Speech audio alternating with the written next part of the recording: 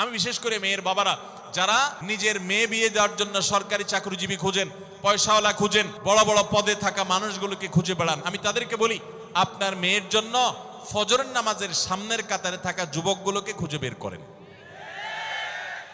এই যে যুবকরা চিৎকার করছে সবাই ফজর নামাজ পড়েন, আল্লাহ সব যুবককে ফজর নামাজ জামাতের সাথে পড়ার তৌফিক দান করুন।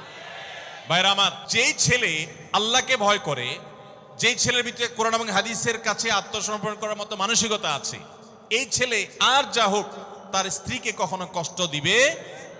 যেই মেয়ে কোরআন হাদিসের কাছে নিজেকে সমর্পণ করেছে, কোরআন হাদিস যেহেতু স্বামীকে শ্রদ্ধা করতে বলে, এই মেয়ে কখনো স্বামীর প্রতি অশ্রদ্ধা করবে না।